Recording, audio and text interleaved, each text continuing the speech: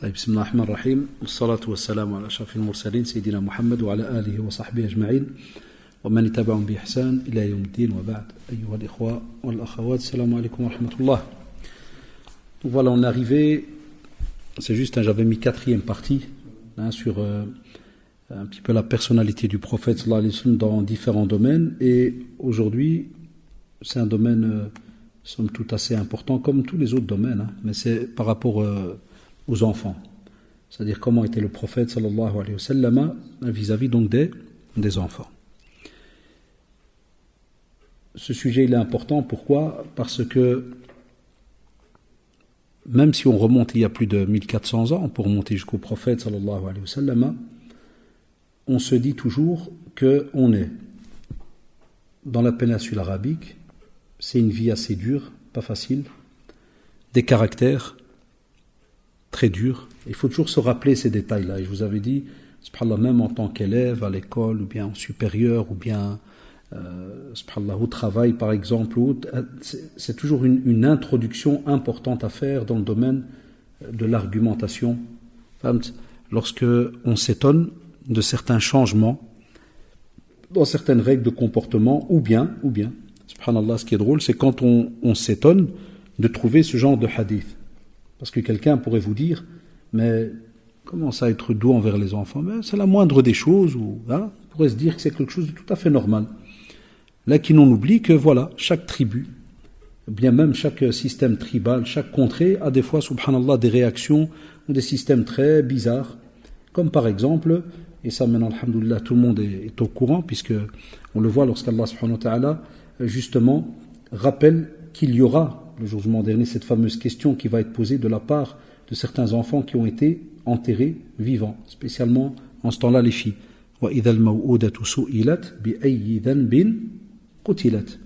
Imaginez-vous donc, la question va être posée, c'est-à-dire pourquoi, quel mal, quel tort ce qu'a fait donc cette petite fille pour être enterrée vivante ?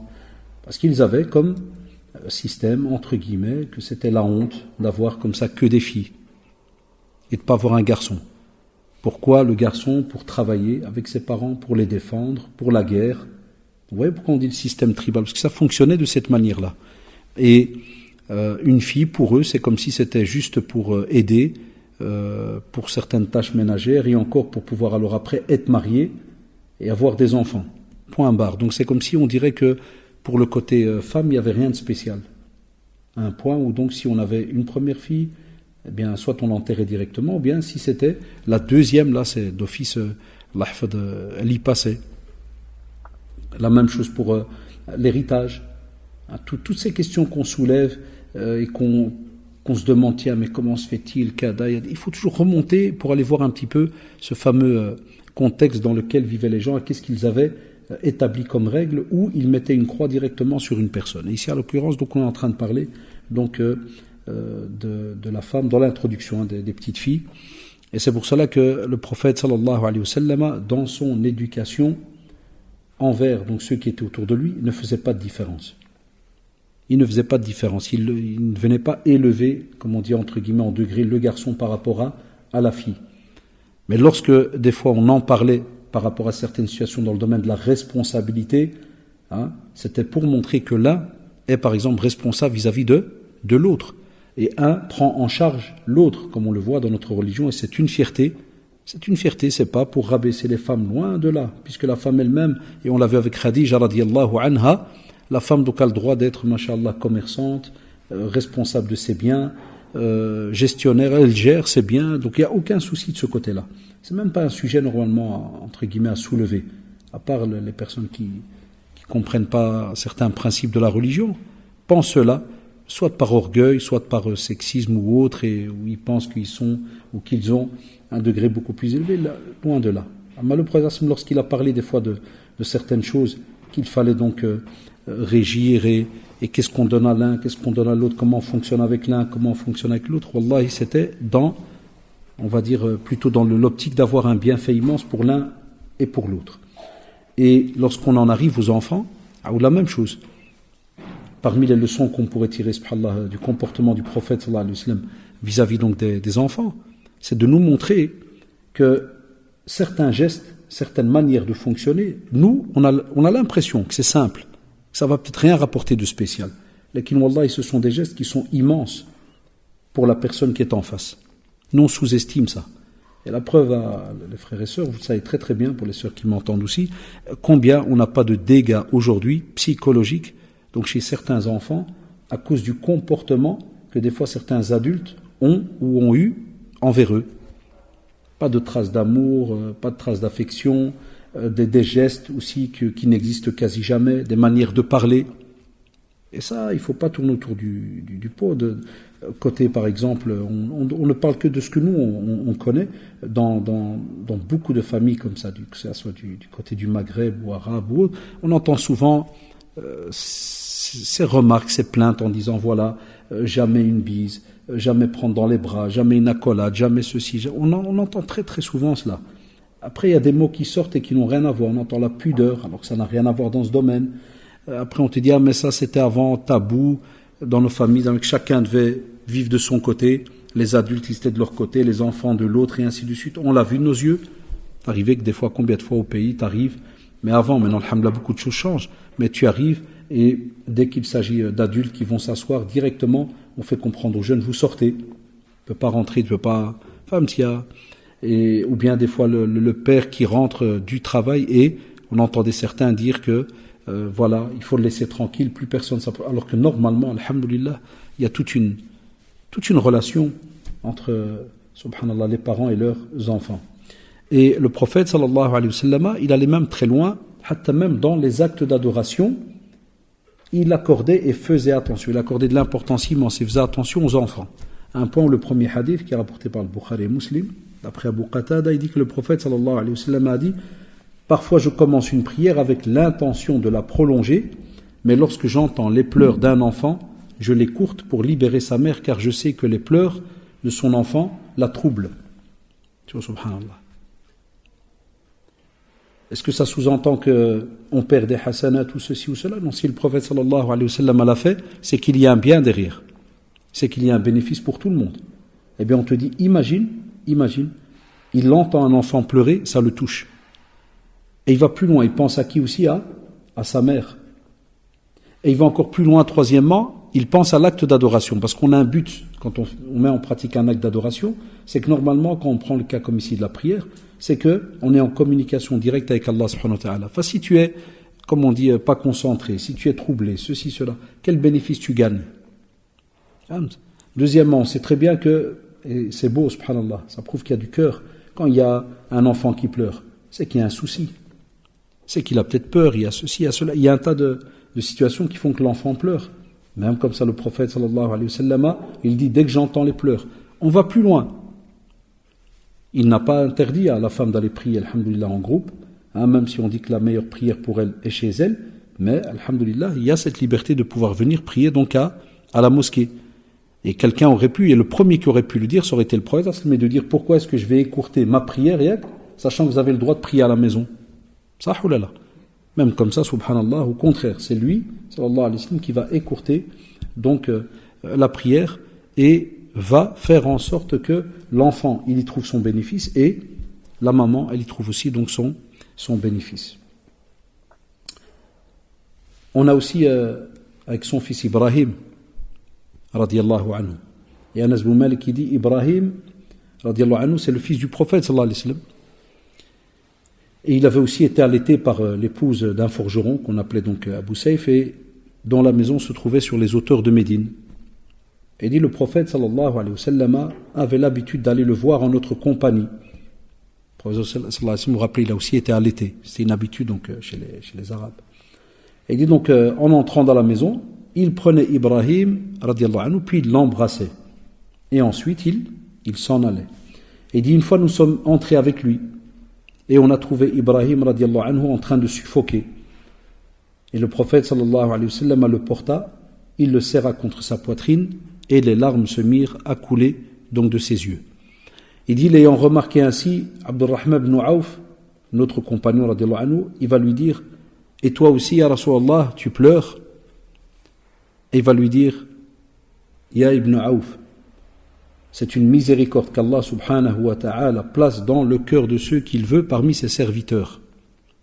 Et le prophète sallallahu alayhi wa sallam donc va faire suivre ses larmes par d'autres larmes et il va lui dire des larmes coulent des yeux, premièrement, et le cœur est rempli de chagrin, mais nous ne dirons rien qui ne déplaise à notre Seigneur. Ya Ibrahim, en vérité nous sommes très chagrinés par ton départ, rapporté par le Bukhari. Deux situations très très importantes qui nous montrent que, imaginez aujourd'hui, quelqu'un qui vient, un père par exemple, une mère, qui entrerait à la maison et qui saluerait aucun de ses enfants, alors qu'il les a quittés toute une journée. Et là, quelle image va garder cet enfant? Quel souvenir il va garder donc de son père, de sa mère? Et ce qui est étonnant, subhanallah, comme disent beaucoup, c'est que le prophète sallallahu alayhi wa sallam, il s'occupe de la communauté musulmane, il s'occupe de la révélation, deuxièmement, troisièmement les polythéistes, quatrièmement les hypocrites, cinquièmement la famille, donc tous ceux qui sont autour de lui, et on te dit, subhanallah, il prend son temps d'aller rendre visite, il voit son fils, il passe un peu de temps avec lui.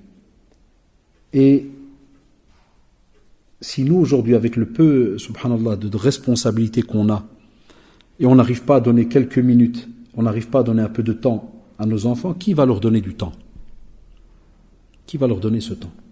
Et c'est ce qui fait que, subhanallah, et on le verra avec les autres hadiths, c'est ce qui fait qu'aujourd'hui, nos enfants, des fois, ils recherchent de l'affection et toute la famille de ce mot-là chez d'autres personnes, soit à l'extérieur avec leurs amis dès qu'ils ont un certain âge, parce qu'ils savent que l'intérieur, il n'y a pas une vraie connexion, il n'y a rien eu de spécial. Sinon, pourquoi est-ce qu'il va quitter la maison de 16h, 17h jusqu'à rentrer? Je les vois des fois chez nous, Allah yahdina jami'an nos quartiers, où tu peux trouver le même groupe d'enfants qui sont là assis contre un mur à 17h, tu reviens, Wallah, à 22h, ils sont encore là. Pourquoi? Alors que normalement, un des plaisirs qu'on est censé avoir, c'est d'être avec nos familles à la maison. Ça, c'est un des plaisirs qu'on est censé avoir. Lakin, voilà, il y a des personnes, il n'y a rien de spécial. Et je discute des fois avec certains de mes élèves, ils nous le disent, ouais, mais à la maison, c'est mort. Subhanallah. Il y a beaucoup de définitions à donner à cela. Et chacun, qu'est-ce qu'il dit? Il dit, ouais, il n'y a pas de discussion, il n'y a rien. Chacun de son côté, on entend très souvent cela.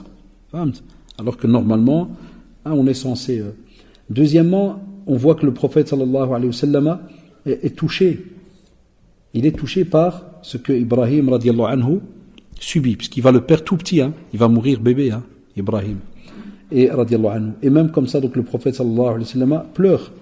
On voit de nouveau aujourd'hui, s'il fallait voir certaines remarques, combien il arrive que des fois, je me rappelle quand il m'arrive de rester à l'hôpital avec mon épouse, quand un des enfants par exemple a une opération, ceci, cela, des fois il arrive que certains infirmiers nous le disent. Ils disent, vous allez dormir ici, vous allez faire, mais tout le monde ne le fait pas. Et des fois quand je mets des discussions, tu sais, on tire un petit peu, et on discute pour juste avoir des petits avis, t'entends, certains ils nous le disent, ils te disent, subhanallah, on a des enfants ici, 2-3 jours, il n'y a personne qui vient. Ça, le troisième jour, quand quelqu'un vient, tu dis, mais c'est parce que je travaille, j'ai ceci, non, tout le monde travaille. Le père, la mère, 24/24 par exemple, ceci, cela. Mais tu vois que le prophète sallallahu alayhi wa sallam, lui, au contraire, il se déplace et il donne son temps. Et on a même une version, subhanallah, chez l'imam Muslim, rahimahullah, de Anas, radiallahu anhu, il dit, je jure par Allah que je n'ai jamais vu quelqu'un plus compatissant avec les membres de sa famille que le prophète sallallahu alayhi wa sallam. Ça veut dire que le Rasoul sallallahu alayhi wa sallam, vis-à-vis de sa famille, il accordait de l'importance incroyable. Il compatit. Dès qu'il entend qu'il y a un souci, il se déplace. Il va vers eux.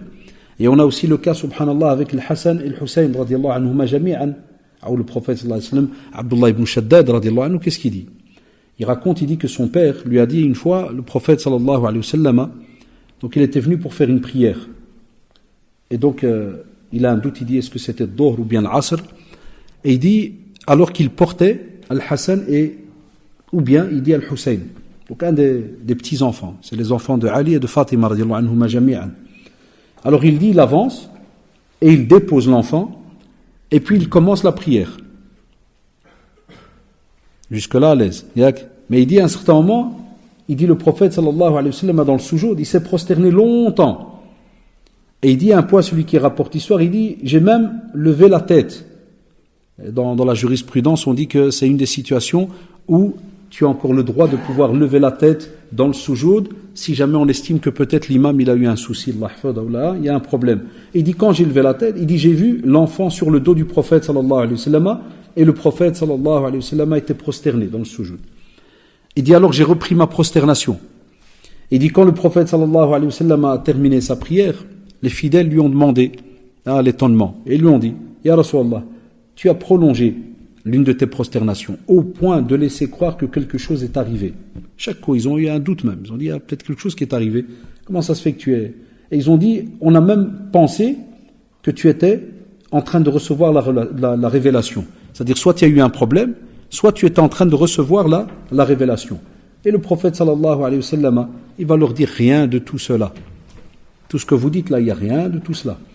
Il dit, c'est tout simplement mon petit-fils qui était monté sur mon dos, et je n'ai pas voulu le déranger, tant qu'il ne voulait pas descendre de son propre gré. Allahu Akbar. Tu vois, subhanallah. Tu vois, le Rasoul sallallahu alayhi wa sallam. Aujourd'hui, imaginez-vous, des fois il y a des familles, quand ils prient à la maison, parce que je vais donner deux exemples, ça peut arriver que le père il prie à la maison, la mère, parce que en retard à cause, je parle plus du père, parce qu'il est censé prier à la mosquée, mais on va dire voilà, il est en retard, travail, kada, il va prier, souvent on va se cacher dans une pièce. Et on te dit, et il y en a qui disent non, mais c'est parce que les enfants, ils vont déconcentrer, les enfants ceci. Là, si ça déconcentrait, le prophète sallallahu alayhi wa sallam aurait demandé à chacun d'entre nous de se cacher pour aller prier et de ne pas laisser les enfants s'approcher. Deuxièmement, quand c'est à la mosquée, Shabab, là, qui aujourd'hui, on sait très bien, va le faire aujourd'hui, il y aura des problèmes. Et c'est pour cela que nos enfants ne se sont pas habitués à la mosquée. Une des raisons, c'est la vérité. Une des raisons, c'est qu'on n'a pas habitué nos enfants à venir depuis qu'ils sont petits. Si on avait éduqué nos enfants à venir depuis qu'ils sont petits, ils auraient l'habitude. Et pas nécessairement dans la même mosquée où tu vas. Il se peut que, alhamdoulilah, par exemple, moi, quand je viens ici, mes enfants, ils vont par exemple à la mosquée au quartier. Soit de Berkem, Gansorum, parce qu'on est en plein dans un axe, on a deux mosquées pas loin. Donc, je sais que quand je vais, moi, dans une mosquée, eux, automatiquement, ils me disent, ah, aujourd'hui, on va aller, telle mosquée, ils changent, parce qu'ils ont des amis pris une fois là, donc ils changent. Mais si tu les habitues pas depuis qu'ils sont petits, billah, comment est-ce qu'ils vont grandir et aimer cette mosquée? Et à un point où certains, ils vont te dire, mais ils vont berzat, ils vont chouwesh, tous les petits mots là qui montrent que, mais on te dit, hada Rasulullah sallallahu alayhi wa sallam, ou hadis salah, c'est la prière, c'est immense. Et même comme ça, subhanallah, le narrateur il dit, j'ai dû lever ma tête pour voir qu'est-ce qui est arrivé. Et je vois qui? Je vois le petit-fils du prophète sur son dos. Allahu Akbar, sur son dos. Là, il nous arrive des fois dans certains endroits, si rien qu'un enfant il vient et il a pleuré, ou là il a un peu couru dans les rangs, c'est fini, scandale après. On va le traumatiser, plus jamais de sa vie il revient à la mosquée.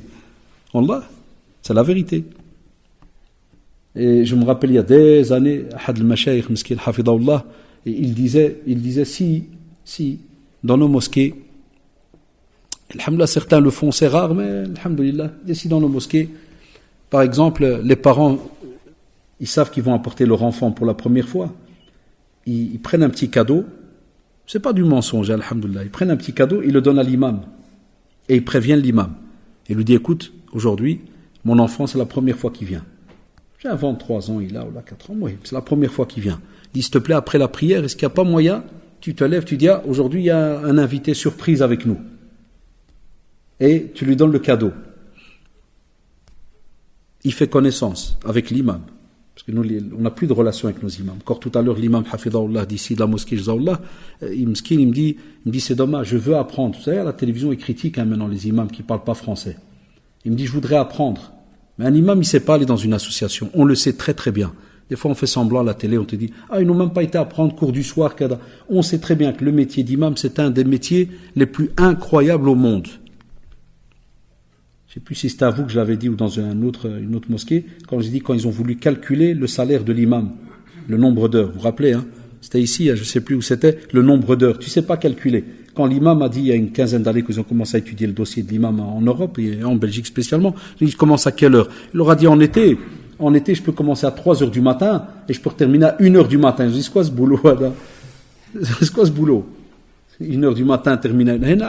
Il commence depuis la prière de Sobh, qui peut être en Belgique à des 3h et quelques du matin, jusqu'à, si on suit certains calendriers, la dernière alama qu'on voit, il se peut qu'elle soit vers 1h du matin. Ils ont parlé, puisque pour arriver à ce Isha, vous allez voir, on va y arriver. Là-bas, tout le monde est calme. Ils vont s'énerver dans un mois ou deux. Il y a que pour arriver à l'Isha vers les minuit et quelques. Minuit et quelque chose. Ça, c'est un des avis. C'est juste. Donc, il prie jusqu'à minuit. Et il fait les 5 prières, miskin. Il fait Subh, Dol, Asr, Maghrib ou l'Isha. C'est pour ça que quel cours du soir tu veux qu'il suit, à quelle heure, comment. Il y en a qui disent, ouais, mais le matin, ceci, cela. Donc, subhanallah, petite parenthèse, comme je vous ai dit, et le cheikh, il disait, en faisant ça, il va faire connaissance avec l'imam, il fait connaissance avec le jama'a la première fois, il les voit, et comme vous le savez, tout enfant, il n'oublie jamais l'endroit où il a reçu ce qu'on appelle ses cadeaux. C'est pour ça, quand des fois les grands-parents ils donnent des cadeaux, nous, qu'est-ce qu'on fait? Eh bien, on va aller chez Jiddo. Alage, l'amour de Jiddo. On a appris à l'aimer en grandissant, mais quand on était petit, c'était pour. Voilà, les petites pièces, les petits cadeaux, les chocolats, subhanallah, ça marque. Donc, normalement, aujourd'hui, avec tous les défis qu'on a par rapport à qui va prendre la relève dans nos mosquées plus tard, ceci, cela, regardez, on l'a dans la sunna. Le prophète Asmi laisse les enfants et il montre l'exemple en prenant son petit-fils. Il montre l'exemple aux autres. Et il retarde une prière, puisqu'il est resté longtemps dans le soujoud. Aussi, une autre leçon. Tchouf l'adab, tchouf l'akhlaq, comportement qu'avaient les compagnons d'Allah alayhim. Il n'y a personne, il n'y a pas un hadith qui dit que quelqu'un s'est levé et a crié en disant « Eh ouais, c'est quoi ce petit Wacha, c'est le petit-fils du prophète, Allah yaoud, qu'est-ce qui se passe ?» Personne. Au contraire, suivez, au contraire, quand on lit le hadith, qu'est-ce qu'ils ont dit? Ils lui ont posé la question sur « On a eu peur pour toi, est-ce que tu as eu quelque chose ?» Ou bien est-ce qu'il y a une révélation qui est révélée? Ils n'ont pas dit il y a quelqu'un d'entre nous, Shaddad, il a vu, ou là, son père, il a vu le petit sur ton dos là, et on voulait savoir ce qu'il fait là. Là, abadan. Wallah, personne dans le hadith a demandé après ça. Il aura tout simplement dit que vous avez remarqué, c'était mon petit-fils qui était sur mon dos. Et je ne voulais pas le déranger. Allahu Akbar, de nouveau. Je ne veux pas le déranger. Wallah, Shabab, quand tu lis ça, Wallah, al-Adim, tu te dis, où est-ce qu'on est arrivé, nous? Pourquoi on n'a plus ce sabre, cette patience? Pourquoi on a. T'imagines aujourd'hui un cheikh, un imam qui viendrait saller avec son enfant? Wallah, Wallah, imagine qui viendrait avec son enfant. Il ne tiendrait pas longtemps celui-là. Sarah, il va pas tenir longtemps. Allah va te dire qu'est-ce qui. C'est immense. Tu veux gagner des hasanat. Sérieux? Ça, c'est la salutation à ce bel endroit très. Yaga. Ah, non, c'est bien. Ça, aujourd'hui, on est en famille. Assez rare, c'est. La première fois d'abord, Inch'Allah, si tout va bien, l'année prochaine, Inch'Allah, j'aurai 30 ans de da'wah. Ça veut dire 30 ans que je fais des doros. Commencé jeune, donc 30 ans. Faire une conférence où je commence avec une personne ou deux, c'était il y a 30 ans. Ça? Et subhanallah, pourquoi il y avait un bénéfice immense? Parce qu'il n'y a pas de protocole, il n'y a rien. Il n'y a pas beaucoup de monde, tu ne vas pas gêner quelqu'un, il n'y a que ça, oulala. Et tous ces petits bénéfices-là, wallah, normalement, ça doit être un plaisir entre nous. Un, il rappelle à l'autre il se rappelle telle situation, kada, et ainsi de suite. Wallah, très très important. Mais, pour terminer, donc, il y a Shabab, qu'est-ce qu'on dit? On dit le prophète sallallahu alayhi wa sallam, comme j'expliquais avec l'exemple du même, il vient avec son fils. Et nous, pourquoi on ne le ferait pas? Mais on sait très bien que ça passe pas. Très difficile. Et on n'a pas de la patience. Combien il nous arrive de calmer des fois des gens à la mosquée parce qu'un enfant il a couru mskin et puis des gens après la prière, tout le monde le fixe. Ou tout le monde va faire des remarques. D'office mskin, mettez-vous à la place, ce père, il va plus apporter cet enfant, d'office. Donc cet enfant, il va être mahroum de la mosquée. C'est fini, il va plus avoir de rapport avec la mosquée jusqu'à ce que les parents ils vont dire quand il va vraiment avoir cerveau bien en place et qu'il va comprendre certaines choses, il va venir. On l'a perdu. Wallah, Sarah, on l'a perdu. Comme ça, vous prenez ma place. 2 petites raka'a, frère. Petit cadeau de. Ça, c'est mes amis. Je reconnais les visages. C'est mes amis, tout ça. C'est juste ou pas, Shabab? Allah. On se dit, on l'a perdu, cet enfant. On le perd. Donc, Allah rada alikum, tous ceux qui sont mariés, qui auront les petits-enfants, ne soyez pas, wallah, gênés, des fois de les apporter avec vous. Après, petit à petit que l'enfant est grandi, attention. Parce que sûr et certain que le prophète, sallallahu alayhi wa sallam, et on le sait dans d'autres textes, il apprenait aussi les bienséances de la mosquée. Parce que si on a des hadiths qui nous montrent comment on doit se comporter dans la mosquée, c'est que lui, sallallahu alayhi wa sallam, les a aussi enseignés à ses enfants et à ses petits-enfants. Donc, est-ce que nous, c'est bien de les apporter, mais on doit aussi les éduquer, leur montrer l'importance de l'endroit, que c'est pas n'importe quel endroit, et ainsi de suite. Mais, qu'est-ce qu'on voit dans ce hadith? C'est que quand ils sont encore petits, on sait très bien que ça sert à rien, entre guillemets. Tu vas le dire, tu serais étonné, hein, il va capter des mots, là, attention, et quand tu vas, assis-toi là, mais ça reste un enfant. Mais s'il y avait une interdiction, une karaha ou quoi que ce soit, le prophète ne l'aurait pas fait. Il n'aurait pas laissé le texte jusqu'à aujourd'hui. Et aussi Abu Hurairah radiallahu anhu, il dit que Al-Aqra' ibn Habis a dit au prophète sallallahu alayhi wa sallam, après l'avoir vu embrasser Al-Hassan radiallahu anhu. Il lui dit, vous vous rappelez ce beau hadith là qui dit que, quand on dit beau, parce qu'il touche, parce qu'il est, il est même encore aujourd'hui à mettre en pratique. Chez certains on le voit, il est encore en pratique, excusez-moi, il est encore en pratique, on le voit être mis en pratique chez certains. C'est lequel? C'est qu'il lui a dit, j'ai 10 enfants et je n'ai jamais embrassé l'un d'eux. Et le prophète sallallahu alayhi wa sallam, c'est rapporté chez Muslim, il va lui répondre, il va lui dire que si la rahma, la miséricorde, n'est point accordée à celui qui ne fait pas preuve de miséricorde envers les autres. Là, imagine si Allah subhanahu wa ta'ala n'a pas mis cette miséricorde dans le cœur d'une personne, comment tu veux que lui soit miséricordieux avec les autres? Parce qu'il y a des gens aussi, attention, la miséricorde elle est là, on la connaît, il y a des gens, ils se l'interdisent. Et vous voyez ce genre de remarque qu'il a fait donc Al-Aqra' ibn Habis, elle existe encore aujourd'hui. Je donne un simple exemple, quand des fois on m'appelle pour genre à l'école une médiation avec un problème avec un élève, et que des fois on me dit s'il vous plaît monsieur, est-ce qu'il n'y a pas moyen de lui parler avant que le prof arrive, prenez 5 minutes pour lui parler avec son père, Kada, ceci, cela. Parce qu'il remarque que les élèves, moi, ils me respectent, Kada, alors il n'y a pas moyen de... Des fois, je parle avec l'enfant, alhamdoulilah, ça avance, Kada. Puis quand on termine, des fois, il a fait quelque chose de lourd. Et tu vois que le père, il est fâché, Kada, à l'aise. Mais après avoir discuté, tu vois que le père, machallah, il ressourit, il est content. Tu vois que l'enfant, ça fait, c'est un peu... Tous des ados, hein, moi, je ne suis pas chez les petits, donc je vous parle ici, c'est le secondaire. Tu vois l'enfant, il est un peu content, Kada, ça va. Puis à la fin, quand ça se termine, je sais qu'on m'a fait signe pour dire, ils vont voir le prof. Des fois, je lui dis, yallah, donne une bise à ton père. Pourquoi vous rigolez? Vous voyez? C'est vrai, hein? Chez nous, c'est... La plupart sourient. Il y en a qu'un ou deux qui ont un qui n'a pas souri, celui-là. Là. Et encore, je dois me renseigner pourquoi il n'a pas souri. Soit que lui, alhamdoulilah, c'est à l'aise, tranquille, bisous, papa, il est habitué. Et d'autres, c'est parce que, Allah, j'ai peur de dire, est-ce que chez nous, chez certains arabes, là, musulmans, c'est la honte. C'est juste? Combien de jeunes saluent pas leur père avec la main comme ça? Salut, copain du quartier. Non, là, de la main. Ça? Combien? C'est impensable. Mais, il y a un souci. C'est que normalement, cette tarbiya, on est censé, nous les parents, l'avoir avec les enfants depuis qu'ils sont petits. Parce que c'est bien de jeter des fois, il y a qu'on jette des fois, on fait la remarque sur les petits. Mais les petits sont juste en train de refaire ce qu'ils n'ont pas eu de leurs parents, des fois. Ah oui? Parce que si l'enfant est habitué depuis qu'il est petit, il y a une bise. Et il grandit comme ça.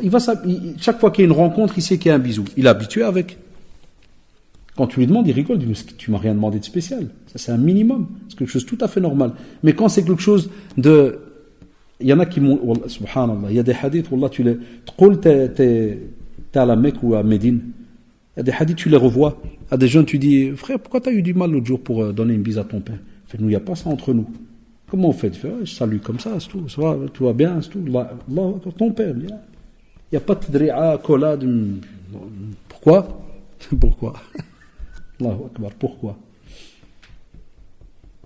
Il faut pas, des fois il faut sortir un peu. C'est ce qui fait des problèmes même quand ils sont mariés. Il ne sait pas dire de belles paroles. Wallah, il ne sait pas montrer de l'affection. Il a du mal parce qu'il ne l'a pas eu. Faqid ou shay, il n'a pas reçu quelque chose, ce n'est pas la donnée. Donc même, c'est pour ça que quand j'ai eu les 15 ans, je faisais très souvent des médiations de couple, des problèmes de divorce, séparation, ceci. Quand tu arrives rien que le côté affection, preuve d'affection et d'amour, catastrophique. Et la personne te l'avoue, il te dit, moi j'ai pas grandi moi avec des bises ou ouais je t'aime bien, ouais ceci, ouais ceci, tu me casses pas la tête avec ça, moi j'ai. Alors que, au contraire mon ami, il faudra casser la tête avec ça. Parce que c'est ce qui adoucit la personne, c'est ce qui rend son cœur aussi doux. Et s'il a fait khayrul bashar, le meilleur des êtres humains sur cette terre, c'est-à-dire Mohammed sallallahu alayhi wa sallam, qui es-tu toi, si tu estimes que c'est bidon, que ça sert à rien, que ça. Loin de là. Alors imaginez le prophète sallallahu alayhi wa sallam, de nouveau ya shabab. Ça prouve qu'il y a un déplacement de sa part pour qu'il aille chez cet enfant. Et ça prouve l'importance que tu donnes. Parce que si le prophète sallallahu alayhi wa sallam a même rattaché cela à la rahma d'Allah subhanahu wa ta'ala, ça prouve que le fait d'embrasser son enfant, c'est une rahma immense. On a des hasanat alors dessus. Wallahi. Et on a même, subhanallah, le hadith très connu où le prophète sallallahu alayhi wa sallam, quand il s'approchait de sa fille, par exemple Fatima radiyallahu anha, c'est lui qui l'embrassait sur le front. Subhanallah. Allah, il l'embrassait sur le front. Sans oublier tous les hadiths authentiques, vous connaissez tous les hadiths qui parlent d'avoir des filles et de, mashallah, de les protéger, de bien les éduquer, de leur donner tout ce qu'elles ont besoin. Regardez-nous, c'est l'inverse, subhanallah, d'Indiana au contraire. C'est un sharaf, c'est une fierté quand on a dans nos enfants, alhamdoulilah, une fille. C'est une fierté. Et excusez-moi, quand je dis ça comme ça, c'est juste pour dire qu'on a l'impression que homme, garçon, kada, donc ceci, cela. Là, le prophète, sallallahu alayhi wa sallam, c'est un homme. Sahou lala. Quelqu'un pourrait le rabaisser dans quoi que ce soit, dans un domaine ou un sujet. Personne, abadan. Allah, personne sur cette terre. Et c'est lui qui va se lever et aller accueillir Fatima radiallahu anha et l'embrasser sur le front. C'est lui qui va se déplacer et aller chez le Hassan et l'embrasser. Allahu Akbar. Ça c'est l'éducation au sens propre du terme. Et des fois, il y a shabab, nous on se trompe. Il y a des fois des parents qui pensent que se faire aimer, c'est donner de l'argent chaque fois. Se faire aimer, c'est faire des cadeaux. Ceux-là, ils ont des gros soucis. Parce que le jour où le père il a plus d'argent, ou ceci ou cela, ou là, un jour il va dire non, les enfants, ils voient le père comme l'ahfad d'un ennemi. Et il y a moyen d'aller loin, parce que c'est tous des sujets dans l'éducation des enfants, il y a moyen d'aller loin. Le prophète l'a fait. S'il a fait de nouveau Shabab, c'est qu'il y a un bien pour nous tous. Wallahi, mais nous, on ne voit pas des fois où est le bien, parce qu'on a l'impression qu'il faut aller lire 36 000 sujets, alors que si tu allais voir rien que des hadiths sur le comportement du prophète sallallahu alayhi wa sallam envers les enfants, et tu vas voir des leçons incroyables de psychologie. Incroyables. On te dit aussi, Abu Hurairah radiallahu anhu dit, un jour j'ai accompagné le prophète sallallahu alayhi wa sallam, et il dit en cours de route, aucun de nous n'a parlé à l'autre jusqu'à ce que nous arrivâmes au marché de Qaynuqa'. Il dit le prophète sallallahu alayhi wa sallam s'assit dans la cour de la maison de Fatima radiallahu anha, et il appelle 2 fois. Il a dit, Ya al-Hassan, toi il les appelle, il les interpelle. Il dit, pour ma part, j'ai cru que Fatima radiallahu anha avait retardé Al-Hassan et qu'elle était en train de lui mettre ses habits ou de le laver. Il dit, pressé, le prophète sallallahu alayhi wa sallam entra, mais qu'est-ce qu'il fait? Il met son bras autour de l'enfant et l'embrasse avant de dire, Seigneur, Ya Allah, aime-le et aime celui qui l'aime. Rapporté par l'imam Bukhari rahimahullah. De nouveau, Shabab, 3 choses. Il appelle, ça tarde un peu. Qu'est-ce qu'il fait? Qu'est-ce qu'il a fait? Qu'est-ce qu'il a dit à Bourara? Il dit, il s'est pressé. Et il est rentré. Deuxièmement, qu'est-ce qu'il a fait? Il a mis son bras autour de l'enfant. Tu vois quel mahabba, quel signe d'amour. Il l'entoure. Et il va l'embrasser. Est-ce que ça s'arrête là? Et il fait une dua. Et il invoque pour lui. Alors, normalement, la même chose. Avec nos enfants, Si quelqu'un aujourd'hui te demande, ah ouais, c'est parmi les petites choses qui auraient moyen de faire avec nos enfants, et ouais, prends-le dans tes bras, embrasse-le et invoque Allah subhanahu wa ta'ala pour ton enfant. Parce que parmi les invocations exaucées, on a celle des parents. Mais nous, on a étudié ce sujet que à cause des vdaïah qu'on fait avec les parents. C'est pour ça que souvent les jeunes, ils demandent après la dua des parents, pas pour rahma ou kada. Là, ils ont peur de l'adab. Et c'est vrai que la dua des parents, elle passe. Moi, dès qu'ils me demandent ça, qu'est-ce que je leur dis? T'as fait quoi? Parce que je sais que ça va tourner autour de ça.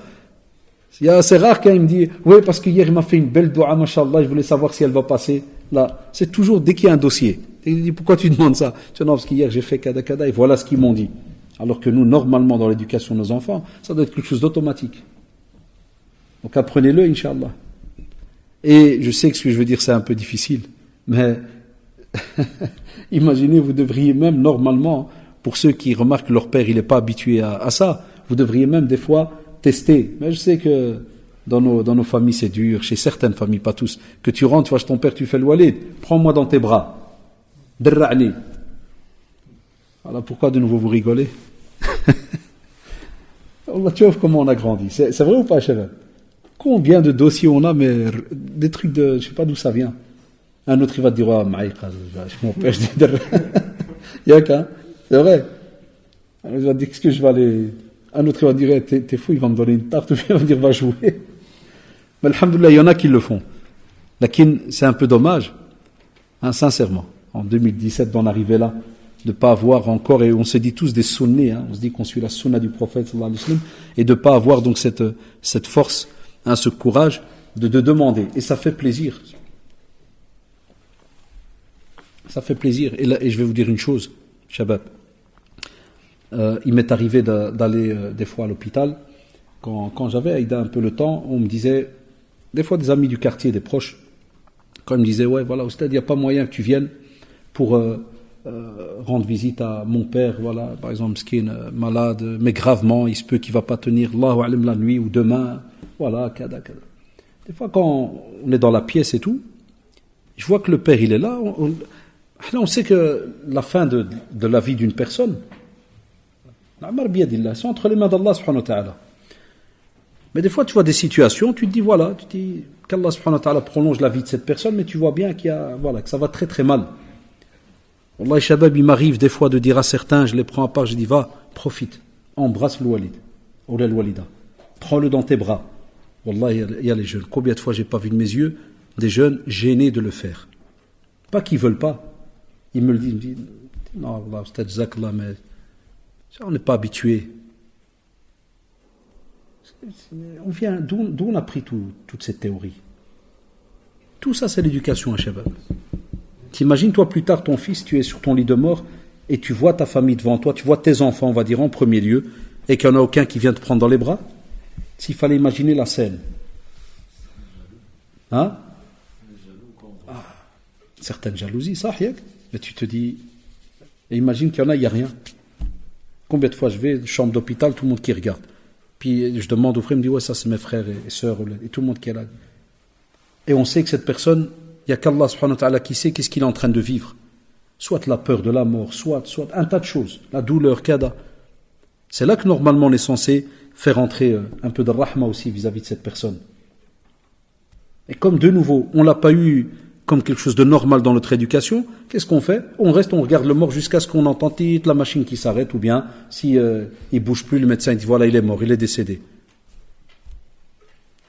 Mais excusez-moi, il y a un autre truc pour vous dire que Allah, des fois on est marqué à vie. Et il m'est arrivé, Allah, d'arriver et de trouver déjà la personne, elle est morte. Dernièrement, j'ai eu le cas. Ça fait donc la personne elle est morte. Et je dis au fils, je dis t'as une occasion, parce que c'est dans la sunna du prophète sallallahu alayhi wa sallam, tu as le droit d'embrasser sur le front le mort. Comme l'a fait sallallahu alayhi wa sallam, et comme ils l'ont fait avec le prophète sallallahu alayhi wa sallam. Je dis, profite, embrasse. Je dis, non. Subhanallah, je dis non, là, c'est gentil, Allah. Tu vois, je t'ai pas demandé gentil ou méchant, là. C'est ton père, profite. Walou. J'ai déjà assisté à plein de fois à cela. Et je sors de là des fois malade, ou là, je me dis, c'est pas possible. Qu'est-ce qu'on a compris de l'islam? Là, les Shabab pensaient que notre religion, c'est juste que la prière, prier. C'est juste que, je vole pas, frère. Ah, mais je fais pas... C'est ça l'islam, c'est un, deux sujets, c'est immense, c'est vaste. Il y a le relationnel. Donc tout ce que vous allez profiter, vous les jeunes maintenant, d'apprendre, de vous forcer à faire, il y en a qui le font déjà, alhamdoulilah, c'est juste un rappel.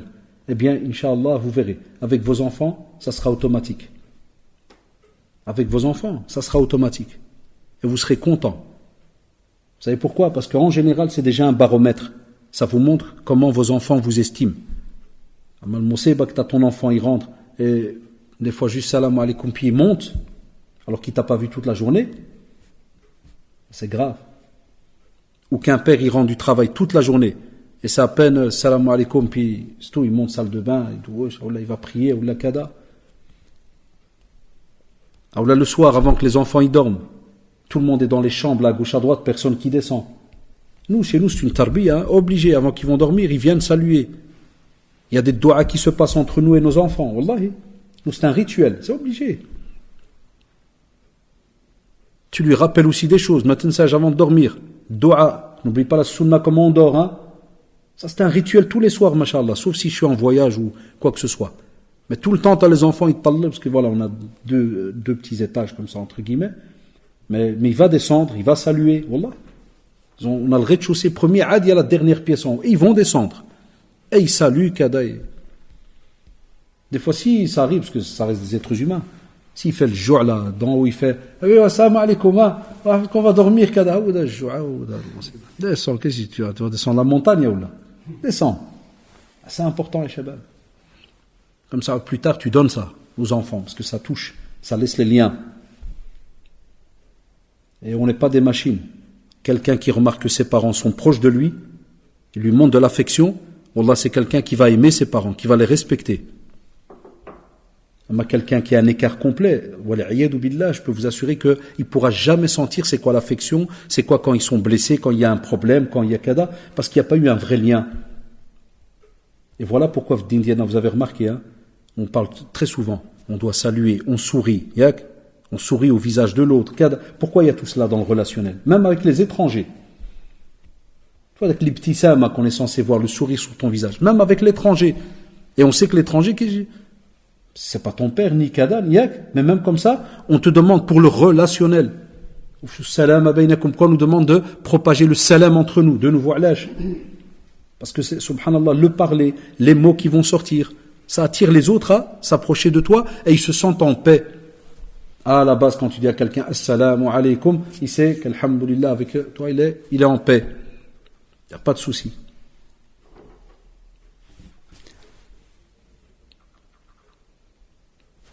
On a Abu Moussa al-Ash'ari radiyallahu anhu, c'est rapporté dans le Bukhari, il dit, à la naissance de mon fils, il dit, j'étais venu voir le prophète sallallahu alayhi wa sallam, et lui a donné le nom de Ibrahim, et lui a mis dans la bouche une date, que le prophète sallallahu alayhi wa sallam a mâché pour lui. Et il invoqua Allah subhanahu wa ta'ala en sa faveur, avant de me le rendre. Ça, de nouveau, petite parenthèse, mais pour vous montrer que, subhanallah, encore maintenant, je ne vous mens pas, tout ce que je vous dis, c'est de l'expérience. Encore maintenant, tu as des personnes, donc quand on parle avec les signes d'amour vis-à-vis de son enfant, chez nous, on a aussi des sunan qu'on fait, et qui prouvent aussi l'amour que tu as vis-à-vis de ton enfant, parce que c'est une sunna prophétique, le fait de prendre une date, de la mâcher, de la mettre dans la bouche, et de frotter le palais de l'enfant. Prendre avec la salive, tu vois, ta salive, et tu frottes le palais de l'enfant. La divergence qu'il y a, c'est sur l'histoire de l'adhan dans l'oreille. Voilà, un groupe de savants l'accepte, l'autre groupe ne l'accepte pas. Il y a tout des rasaïl là-dessus. Il y en a qui reconnaissent tel hadith, il y en a qui ne le reconnaissent pas, et ainsi de suite. Mais ça, bon, on va mettre à côté. Mais regardez le geste. C'est-à-dire que ton enfant, ta salive, va être la première chose qui va être en contact avec lui. Quand ça? C'est quand qu'on le fait? Dites-moi, c'est quand qu'on le fait? À la naissance. C'est juste ou pas? Vous l'avez oublié? Vous vous rappelez de ça? Quand un enfant est né, qu'est-ce que normalement le père il fait? C'est tout ce qu'on a gardé en tête. Enlève l'adhan, le reste pas au courant. Yak? Eh ben c'est ça qui est drôle. L'adhan, c'est là où il y a des divergences. Mais là où ils sont unanimes, c'est quoi? C'est que tu mâches une petite date, toi le père, puis tu prends un peu de ta salive et tu frottes l'intérieur de la bouche de ton enfant. Et tu invoques Allah pour lui. Moi, des fois, des enfants, ils naissent. Et des fois, après, on va dire après un mois, ou l'a dit, il m'appelle, il me fait, ceux qui me connaissent, hein, qui je réponds, il me dit, ah, Haddad, c'est vrai qu'il fallait manger des tomates pour le bébé. Ah, je rigole, je vais aller manger le brol, des tomates. Je dis, je suis au courant, il est né il y a un mois, ton gosse, non? Elle me dit, ouais, mais c'est Drari, ils me l'ont dit. Regarde, Drari, ils me l'ont dit. Regardez de nouveau quel rendez-vous, subhanallah, on rate. Combien pensent dans leur tête que parce que le bébé, il est bébé, donc il est au courant de rien. Oh, Allah déjà, avec le bébé dans le ventre de sa mère, et il est, subhanallah, déjà connecté à la voix de son père. Sérieux, incroyable. Il est connecté à la voix de son père. Il reconnaît son père. C'est pour ça qu'on dit aujourd'hui à certains de nos jeunes mariés, là, même les parents après, quand ils ont des enfants d'année en année, femme, parle avec ton, spécialement quand l'âme a été insufflée, après 120 jours. Fais des doigts. Approche-toi du ventre de ton épouse et fais quelques doigts, parle-lui. Et regarde, subhanallah, à la naissance, qu'est-ce qu'on te dit? Mâche et mets dans la bouche. Et invoque. Là qu'il le problème, comme vous l'avez remarqué, nous on oublie. Et tous ces petits rendez-vous, les semaines y passent, les mois y passent, même des fois la circoncision, il y en a d'autres qui te demandent ça après 1 an, 2 ans, à ce qui paraît, à ce qui paraît. D'accord, à ce qui paraît. On te dit non, c'est important. Aussi, Anas radiallahu anhu, il dit j'avais un petit frère qui s'appelait Abu Umayr. Et il dit le prophète sallallahu alayhi wa sallam, chaque fois qu'il venait chez nous, il lui disait, il demandait à Abu Umayr, qu'est-ce qu'il a fait de Nouraïd? Il avait un petit oiseau. Il avait un petit oiseau. Et cet oiseau, qu'est-ce qu'il faisait? Donc le frère de Anas radiallahu anhu, il passait son temps donc à le nourrir. Donc Abu Umayr, qu'est-ce qu'il faisait? Il dit, donc Anas, il dit qu'Abu Umayr, il venait et il s'occupait de ce petit oiseau, donc il lui donnait à boire, il lui donnait donc à manger. Mais le prophète sallallahu alayhi wa sallam, qu'est-ce qu'il fait? Il va passer et il va aller comme jouer avec lui. Il va jouer avec lui, il dit, tiens, l'oiseau là. Qu'est-ce qui s'est passé? Qu'est-ce qu'il fait? Ça, de nouveau, ya shabab, c'est peut-être ça peut nous paraître un simple texte, rapporté par le Bukhari. Ça peut paraître un simple texte. Mais on va te dire, tchouf, le prophète sallallahu alayhi wa sallam, comment il accordait donc de l'importance, même aux petits-enfants, ils sont peut-être en train de jouer, ceci ou cela, il va leur parler. Et, subhanallah, aujourd'hui, on devrait même, normalement, quand on voit des fois certains de nos petits-enfants là qui jouent à gauche, à droite, au lekada, il faudrait que les adultes aillent leur parler. Allah. Faire le pas de leur parler. Qu'est-ce que vous faites? Comment ça se passe? Moi, je le vois, à l'école, il y a les heures différentes avec les grands que les petits. Des fois, quand je sors, je passe dans la cour d'office. Je vais chez 2, 3 petits, je leur demande, ils sont en train de bricoler un petit truc, tu leur demandes, kada, qu'est-ce que vous faites? Enfin, subhanallah, de nouveau. C'est pas anodin. Ça garde toujours un lien entre le petit et le grand. Et on apprend après, dans certaines études et autres, que quand un grand, subhanallah, vient et pose des fois des petites questions à un petit par rapport à quelque chose qu'il fait, chez le petit, ça laisse des traces. Et au moment même, subhanallah, ça fait en sorte qu'il ressent qu'on lui accorde de l'importance et que ce qu'il fait, c'est important, c'est beau, c'est bien, kada et tout. Et de nouveau, comme on le voit dans le hadith, venant de qui? Du prophète sallallahu alayhi wa sallam. Comme vous le savez, comme on l'a dit dans l'introduction, il s'occupe de toute une communauté. Et il a du temps pour aller, subhanallah, rigoler ou jouer avec un petit pour lui demander, tiens, ton oiseau là, qu'est-ce qui devient?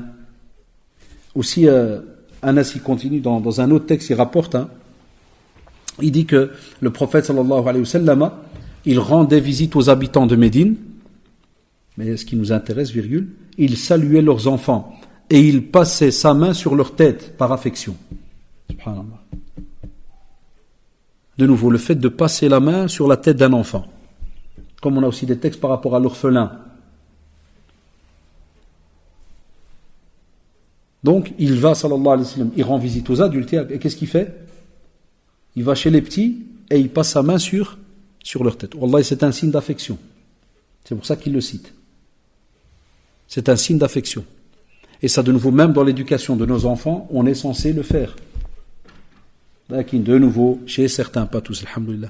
De nouveau, aujourd'hui, si quelqu'un il va s'asseoir avec son enfant, il va passer un peu sa main sur sa tête, il se peut même que l'enfant, qu'est-ce qui se passe aujourd'hui? J'ai un doigt de lion.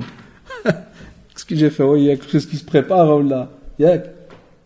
Et ça, c'est quelque chose, il y a plus de 1400 ans, on est dans le désert, il y a, subhanallah, il y a aussi un peu de pauvreté, un peu de tamara, kada, tout ce que vous voulez, et même comme ça, le prophète, sallallahu alayhi wa sallam, il montre ce signe, et il montre que c'est important, parce que ça laisse des traces, ya shabab, wallahi, ça laisse des traces sur l'enfant. Et, virgule, ils te disent que ça inspire même du respect du petit vis-à-vis du grand. Parce qu'aujourd'hui, on a un souci, c'est qu'on a beaucoup de petits qui n'aiment pas trop les grands. Et quand tu demandes souvent pourquoi la preuve, il rigole, le petit là à côté, pourquoi en général, pourquoi vous n'aimez pas les grands? Parce qu'ils font les malins. Ah, il l'a dit, c'est juste, il s'y croit. Notre petit frère ici, direct. Ben, on a dit qu'il n'y a pas ce respect, il a rigolé quand tu dis pourquoi ils font les malins. Ah oui, parce qu'on a fait des groupes. Et vous le voyez à la maison. Combien de fois les parents ils se battent pas avec les enfants, spécialement quand il y a des âges qui sont un peu décalés, qu'ils ont des copains, ils viennent, qu'est-ce qu'ils font le petit, qu'est-ce qu'ils lui font? Barra, il éjecte, descend en bas. Et quand tu leur dis non, tu leur dis c'est pas le comportement d'un musulman, des fois ils restent étonnés, ils te regardent. Non, mais il y a des moments, c'est vrai, on peut discuter, il n'y a pas de souci. Mais qu'il y ait un rejet direct dès la première minute, la première seconde, ça se fait pas, il y a les jeunes. Wallah, vous êtes en famille, t'as les petits, ils arrivent, kada, donnez-leur leur petit temps. C'est ce que je dis toujours, Allah, je le disais avant même, que ce soit aux proches, que ce soit avec nos enfants, je leur disais, taqiyullah. Même mes propres enfants, ils le font, des fois. Leur petit frère, il va monter, parce que comme j'ai des enfants ça commence 23, 24 ans jusqu'à le dernier, il a 11. Le dernier, s'il monte, il est mort, Quand il y a certaines réunions au sommet, Zulma, là, c'est direct, dégage, qu'est-ce que tu fais ici? Il vient chez moi, je suis seul. Je monte chez eux, je dis, non, les amis, il faut l'intégrer dans... Et il veut pas, il me dit, ils vont me tuer. Oui, là, ils vont me dire que je suis un shkam. T'inquiète, suis-moi, Zed. Des fois, tu dois payer les grands, c'est grave. Tu dois leur donner 5 euros pour le drari. Pas moi, il vous qsar un peu avec lui. Dès que tu donnes 5, viens, on va te faire un programme 5 euros. Ils vont lui donner la plaie 2 minutes, ils vont lui donner, mais regardez, Shabab, Wallah, c'est comme ça que normalement, on garde des liens, et ce fameux petit frère, plus tard, il devient quoi? Un grand frère aussi. Et voilà pourquoi dans certaines familles, on n'a plus de relation des fois entre les plus jeunes et les plus grands. Parce qu'il n'y avait pas de relation. Les petits ont grandi ensemble et les grands, ils ont grandi ensemble. Même dans la famille en général, avec ce qu'on appelle les cousins et tout. C'est pour ça qu'on entend souvent les grands cousins et les petits cousins, alors que normalement, qui on est par rapport au prophète sallallahu alayhi wa sallam, pour qu'il aille jusqu'aux enfants et il passe la main sur leur tête, il discute avec eux. Comme on le voit avec Ibn Abbas, radiallahu anhu, le fameux hadith Ya Ghulam. Et il dit dans le hadith tout entier qu'il était monté avec lui sur la monture. Ça se met sur sa monture et lui il monte, il s'assied avec lui, sallallahu alayhi wa sallam. Et c'est son cousin. C'est Abdullah ibn Abbas. L'Abbas, radiallahu anhu, c'est l'oncle du prophète sallallahu alayhi wa sallam. Et voilà. Et lui il monte, son fils, l'Abbas, Abdullah. Il monte avec le prophète sallallahu alayhi wa sallam. Et regarde, le prophète sallallahu alayhi wa sallam, il pouvait juste le déposer, au revoir. Là, il va profiter de lui faire la da'wa. Ghulam, ça veut dire qu'il est encore petit. Rappelez le hadith, Ihfadillah, yahfadka. Et il va lui donner un cours de aqida. C'est incroyable. Il y a l'affection, il passe la main, kada et tout. Et des fois, ils sont avec lui, il va leur donner un dars. Et de nouveau, même ce hadith-là, qu'est-ce qu'il nous laisse comme leçon? C'est que nous, on croit toujours que les petits comprennent rien. On croit que les petits comprennent rien. Loin de là. Parle à ton enfant, même si les petits parlent lui d'aqida, parle d'Allah subhanahu wa ta'ala, du prophète, kada, des choses qui sont bien, kada, ceci, cela. Parle avec lui, discute avec lui. Nous, on a l'impression que ça se fait que quand ils ont un certain âge. Abadan, même quand ils sont petits. Ne le lâche pas. Eh bien, le prophète, sallallahu alayhi wa sallam, il va faire tout un dars de aqida. Après, il va dire, Ihfadillah, yahfadka. Imagine, ça c'est encore une autre chose, en langue arabe. Ils étaient forts, spécialistes en langue arabe. Ihfadillah, yahfadka. Aujourd'hui, si on a fait un petit peu d'arabe, on va croire qu'Ihfadillah, ça veut dire protège Allah. Comment ça, moi je protège Allah? Qui suis-je pour protéger Allah? Non, c'est une tournure pour dire protège donc justement avec les limites imposées par Allah subhanahu wa ta'ala. Mais Ibn Abbas l'a compris. Ihfadillah yahfadka. Ihfadillah tajidhu tujahak. Ça veut dire le jour où, voilà, quand tu as bien suivi toutes ces limites qui ont été imposées, quand tu auras besoin d'Allah subhanahu wa ta'ala, tu vas le trouver à tes côtés, subhanahu wa ta'ala. Idha sta'anta fasta'in billah. Ou tu vas même lui montrer l'isti'ana quand tu as besoin d'aide. Commence toujours. Regardez, c'est un cours d'aqida ou pas, les shabab? Iyaka na'budu wa iyaka nasta'in. Et il dit ça qui? Ya ghulam, c'est un petit. Et nous aujourd'hui on attend le gars il a 18, 19, je vais à un institut pour étudier. Quel institut? Normalement nous, notre maison est censée être une institut. Nos maisons, wallahi on est censé donner beaucoup de cours à nos enfants pour que dès qu'ils arrivent normalement à certains cours à l'extérieur, ils sont déjà blindés. Là ils se spécialisent. Mais nous-mêmes, la base, on ne la donne pas. Et c'est là que, je sais que certains, ils n'aiment pas quand je dis ça, mais, alhamdoulilah, on ne dit rien de mal. Là, nos enfants, il y en a même qui aujourd'hui, quand le petit va dormir, il lui lit l'histoire des 3 cochons et du qard. Tu vois, 3 petits cochons. L'histoire de Bambou, Bumba, ou je ne sais pas qui, l'histoire de que des trucs de Hebel, là, tu vois, que le gars il reste dans du khayal, dans des histoires imaginaires et il est là, mais que tu vas lui dire il va dormir, parle-lui d'Allah subhanahu wa ta'ala, mais il est petit frère, comment ça il est petit? Les 3 halil, il les comprend et il sait comment il fonctionne, mais quelque chose tu vas lui expliquer comment est-ce qu'il doit être envers Allah subhanahu wa ta'ala, ça il va pas le comprendre, on a déjà mis nous-mêmes des barrières. C'est ça que certains ils aiment pas ça. Quand on leur dit ça, il y en a qui disent ouais mais faut pas exagérer. La vie elle est courte. La vie elle est courte. Et un jour cet enfant-là il va t'en vouloir. Tu ne m'as jamais rien appris comme on commence à l'entendre aujourd'hui. Tu m'as rien donné. Là au contraire. Aussi Allah alaikum. Regardez le respect qu'accordait le prophète sallallahu alayhi wa sallam aux enfants. C'est rapporté dans le Bukhari. Rahimahullah. C'est le hadith de Sahl ibn Sa'd, radiyallahu anhu. Qu'est-ce qu'il dit, Sahl? Il dit, le prophète, sallallahu alayhi wa sallam, avait apporté donc une boisson, chose à boire. Donc il a bu, et il dit, au moment où il allait servir les gens, donc il est dans une pièce, il dit, il y avait un garçon qui était assis à sa droite. Imaginez la scène. Donc il y avait un garçon qui est assis à sa droite. Et il dit, les personnes âgées, ils étaient à sa gauche.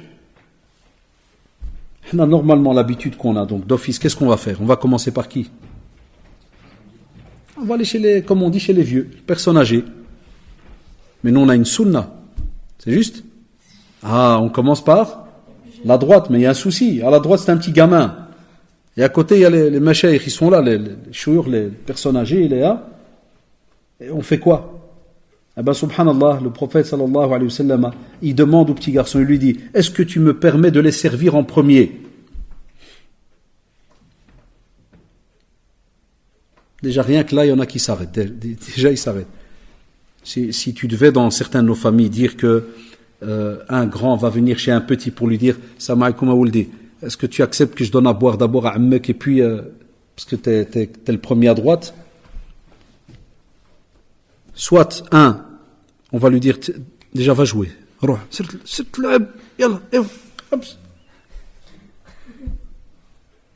Deux, si jamais il va faire le cheikh, il va dire, je commence d'abord moi, parce qu'il y a un hadith qui dit, celui-là il a plus de respect, il a plus de pudeur, il a rien. Est-ce quoi c'est din? Et où t'as trouvé ça? Où t'as fait? Chouma, d'abord le grand, d'abord. Hada sallallahu alayhi wa sallam, c'est le prophète, ya shabab. Et il va descendre au niveau du petit parce que quand on est juste avec tout le monde. Il va lui dire excusez. Qu'est-ce qu'il va lui dire le garçon?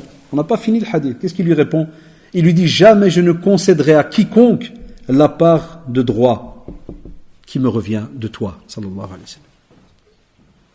Il dit jamais je vais concéder, jamais je vais donner à quelqu'un un droit que toi, ya Rasulallah, tu as entre moi et toi. S'il y a un droit, c'est lequel? C'est que je boive moi en premier, de ta main. Parce que je suis assis à droite. Pourquoi je vais donner ma place? Un exemple, ya shabab, dans la sunna, qu'est-ce que nos savants ils nous apprennent dans la jurisprudence, dans le fiqh? Par exemple, tu es dans la première rangée. Mais je parle quand tout est bien structuré dans le premier saf. C'est-à-dire qu'on a le cheikh, l'imam, on a derrière lui les huffad, ceux qui s'y connaissent bien dans le Coran, récupération de la prière s'il y a un souci. Et on va dire, il y a le reste de la rangée. T'imagines, toi, tu es dans la rangée, et puis tu as ton pote qui vient, un ami, Tu respectes, on va dire, ton chef de service, yallah, gars. Vous êtes un bon chef de service, mashallah. Souvent, qu'est-ce qu'on a tendance à faire? Se retourne, on le voit, on donne sa place. Alors que nous, on était à la première rangée. Qu'est-ce qu'ils disent nos chefs? Tu donnes ta place? Tu es là. Il y a un bénéfice immense pour la première rangée. Tu étais là le premier, tu restes dans ta rangée. Tu vois la religion, comment elle est juste. Eh bien, la même chose dans nos règles. On commence par la droite. Qui est à droite? C'est un petit. On commence par lui. Et on ne vient pas se fâcher pour l'éjecter, pour lui faire comprendre qu'il n'avait pas à être là. Hasha lillah, jamais. On commence par lui. Et imaginez, deuxième point par rapport à ce hadith. Il lui demande son avis. Il demande son avis.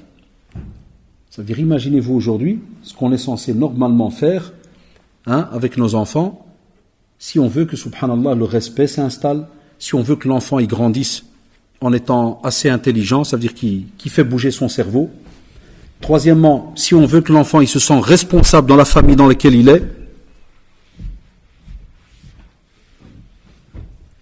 Une fois, un proche, donc j'étais chez moi, et j'étais en train de discuter sur quelque chose que je devais acheter. Et puis, subhanallah adim, quand j'ai appelé, je discutais avec mes enfants, qu'est-ce que vous pensez de ça, Kada, ceci, la personne m'a dit, qu'est-ce que tu fais rentrer les gamins là-dedans? Qu'est-ce qu'ils ont à voir? Je dis, s'ils n'ont pas à voir là-dedans, dans quoi ils ont à voir alors? Je vais les rentrer quand? Voiture, tu vas me dire là. Peinture, tu vas me dire là. Il y a même des parents, vous le savez, des fois l'enfant il rentre dans la chambre, il trouve une couleur violette. Walid qui a mis cette couleur. Son père lui dit, Ahmadullah, il y avait une solde. À 1 euro près, tu aurais eu du noir. Si c'est parce que le prix, il était... C'est comme pour lui dire, déjà, dis Alhamdulillah que tu as trouvé du violet. Alors, à un pot près, je t'aurais mis une cette couleur de fou. On ne demande pas d'avis. Les habits, vous avez remarqué, nous on est passé par là. Qu'Allah récompense nos parents. Je me rappelle, on rentrait de l'école. Nous, on mettait beaucoup en ce temps-là, il y avait des périodes, c'était pas tout le temps, mais on mettait beaucoup les secondes mains. Ça, rue Blas, Djoteya, on l'appelait. On l'appelait à la rue Blas. Rue haute, marché aux puces. Et donc, des fois, tu rentrais, tu voyais une drôle de chemise. Tu sais, les chemises aviateurs, là, avec des cols d'1 mètre. Il dit, ouais, ça, c'est la tienne. Le temps que tu vas dire, tu vois le pourquoi, ça sort pas. Ce qui va t'arracher, toi, et la chemise. Tu dois la mettre. C'est étonnant. Wallah, maintenant que nous, on prend de l'âge, quand on y réfléchit, on se dit, c'est incroyable. Mais voilà, c'est parce que c'est ce qui a été donné dans l'éducation. Eux, ils ont vécu peut-être de la même manière. Alhamdulillah, on a ouvert les yeux petit à petit. Non, demande à tes enfants. Demandez-leur leur avis à Shabab. C'est pas la honte. Si subhanallah, le prophète sallallahu alayhi wa sallam, il demande un avis. Nous, on sait très bien que Sahaba ridallahu alayhim, c'est sami'na wa ata'na, ils ne discutent pas. Et on sait très bien que le prophète sallallahu alayhi wa sallam aurait pu donner un ordre à cet enfant. Lequel? Lève-toi. Lequel? On laisse passer, même si c'est la droite, on laisse d'abord par respect les grands. Il aurait pu passer un tas de messages. Est-ce qu'il l'a fait? Non. Là, il a mis en pratique la sunna. On commence par la droite, c'est un petit. Qu'est-ce que tu en penses? Regarde. Il n'a pas enlevé son haq, son droit. Qu'est-ce que tu en penses? Et il reste un autre sujet, je sais qu'il est... il est embêtant, il a fait beaucoup de problèmes. Même quand des fois, par exemple, tu as une petite bourse d'études qui rentre. Des fois, les jeunes, ils voient que l'enveloppe. Moi, les 300, là, les 200, Allah, où est-ce qu'ils sont? Taro. Et des fois, je taquine certains amis. Ils me disent, il a reçu une bourse. Je taquine. Je t'ai demandé à ton fils. Même si, par exemple, tu sais que tu as payé des frais. Parce que le but de la bourse, c'est quoi? C'est pour les frais scolaires. Ça, oulala. Il n'y a pas du vol quand un père le prend ou la mère. Parce que justement, ils ont donné une bourse d'études. Pourquoi? Parce que le père et la mère, ils ont payé des frais pour l'inscription, carta, bazar, ceci. Des fois, Allah, entre nous, ça dépasse de loin ce qu'eux, ils ont donné, la bourse. Mais on te dit, et ça c'est pour rigoler entre nous, on te dit, même si tu sais que tu ne vas rien lui donner, Je taquine normalement pas son enfant. Mais c'est juste pour dire que, même si tu sais que, voilà, parle, explique-lui. Demande-lui son, et dis-lui, t'as vu, il y a 200 qui sont rentrés. T'as remarqué que tu n'as même pas vu leur odeur. Ils sont rentrés très vite. Et sache qu'il y a 2 mois, ou là 5 mois, parce qu'il a donc toujours en retard la bourse. C'est juste ou pas? Sache qu'il y a 8 mois, quand mon salaire est rentré, il est parti très vite pour tes affaires scolaires.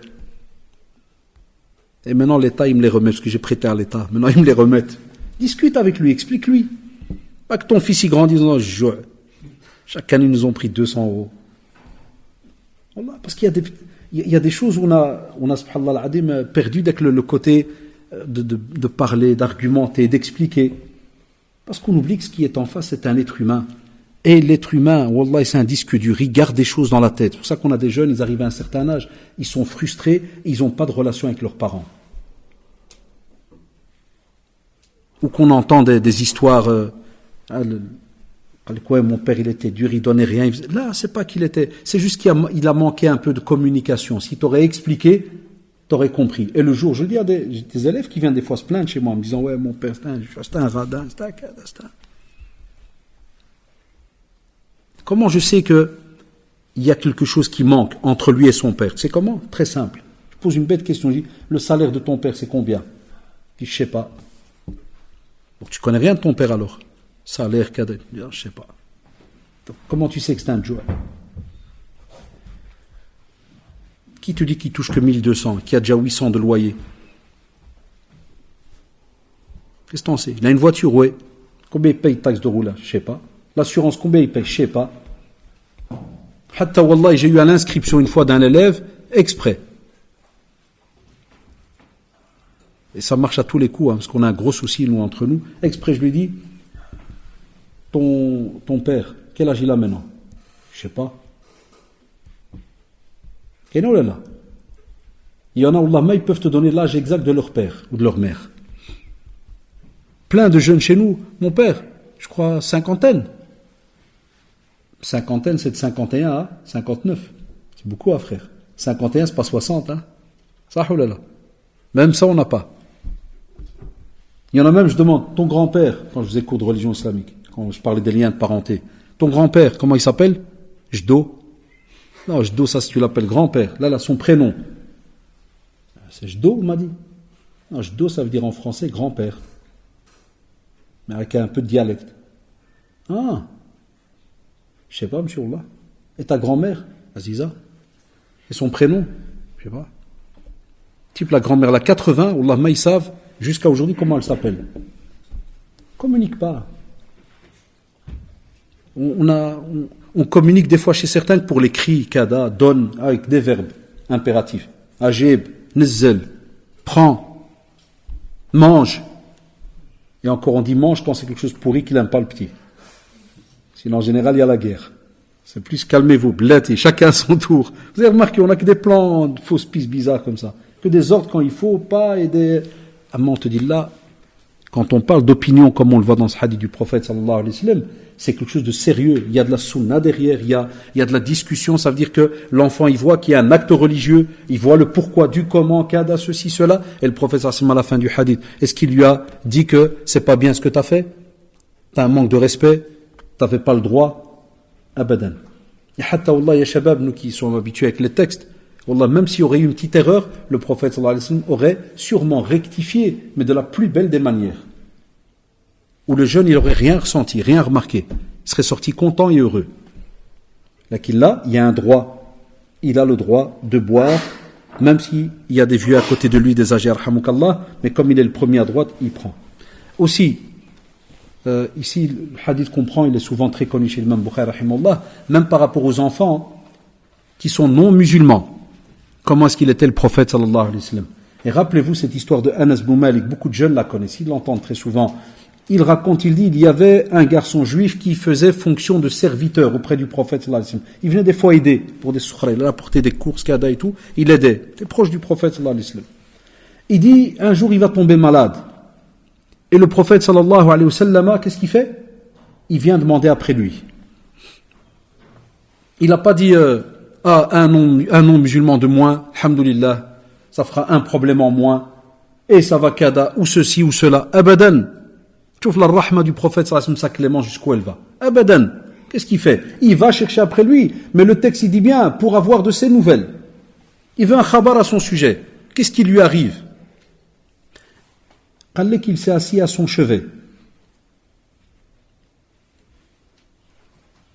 Et la première chose qu'il lui a dit, qui se rappelle du hadith, ça vous dit quelque chose? Il lui a dit embrasse l'islam. Fais la shahada. Reconnais Allah subhanahu wa ta'ala. Reconnais que je suis le messager.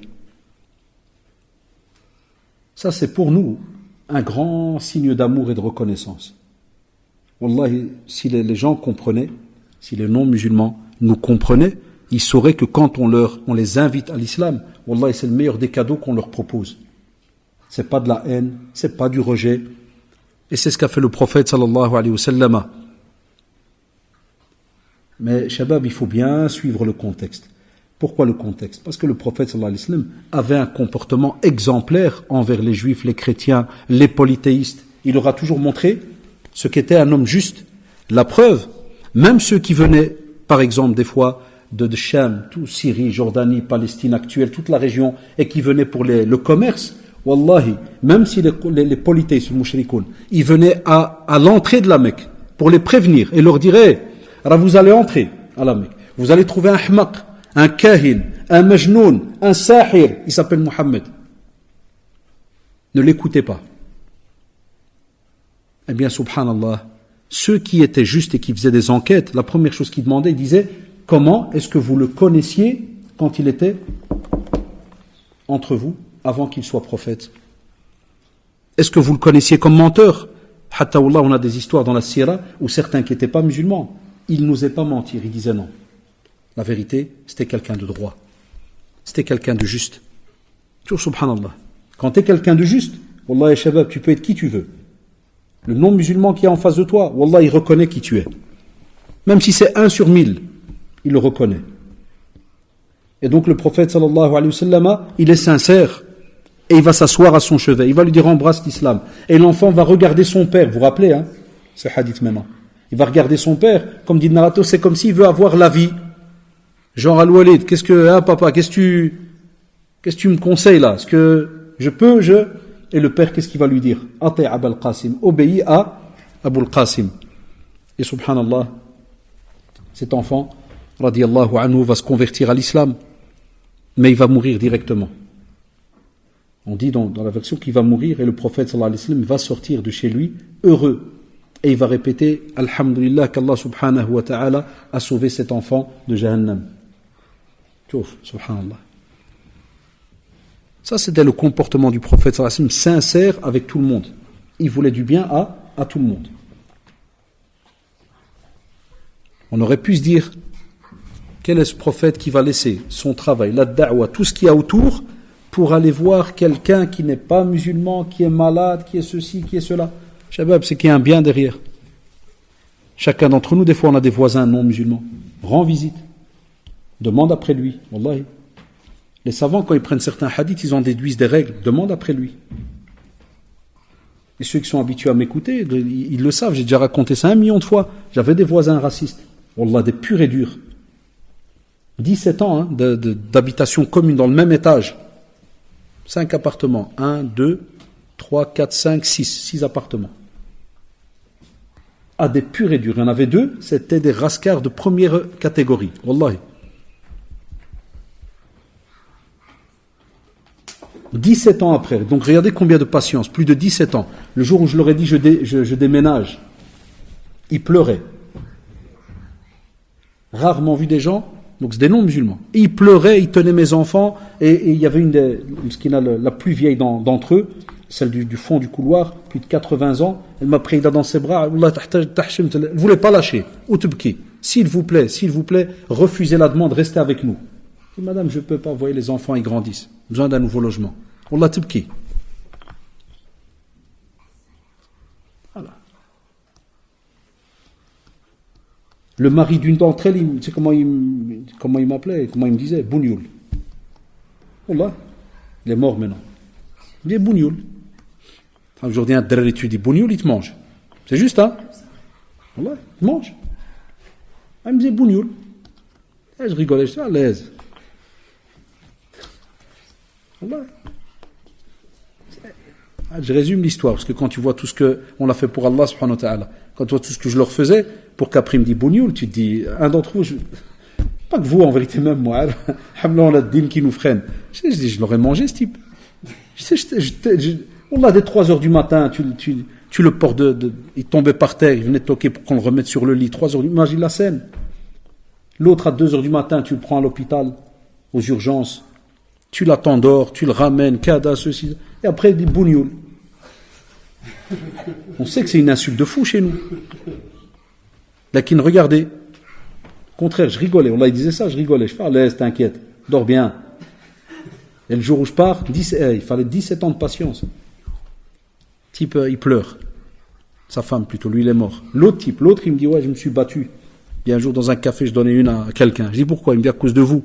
Je dis, ah là, il m'a dit, il a commencé à insulter les Arabes. Il me dit, je donnais une pêche. Alors là, un pensionné d'Electrabel. Il me dit, je lui ai donné une. Et je le crois, parce qu'il était encore très fort. Pensionné, très très fort. Et il doit donner une. Et je lui dis, pourquoi tu as fait ça? Il m'a dit, pour vous défendre.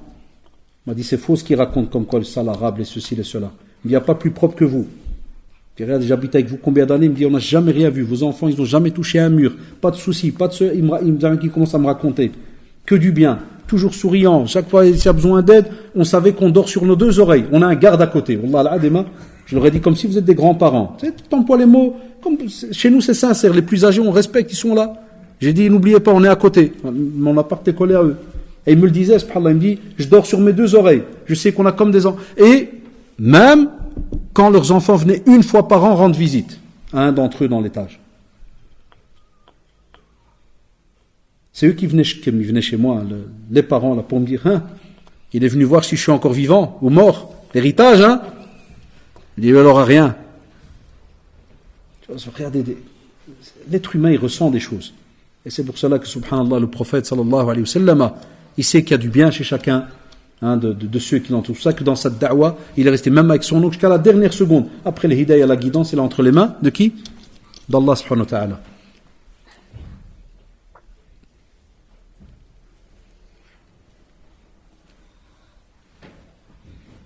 Aussi, le prophète sallallahu alayhi wa sallam avait, Mskina radiyallahu anha, Umama, c'était sa petite fille. C'était la fille de Zaynab, radiyallahu anha. Et, subhanallah, on dit qu'à la mort du prophète, donc de Zaynab, radiyallahu anha, le prophète sallallahu alayhi wa sallam était encore plus tendre et compatissant à l'égard de Umama.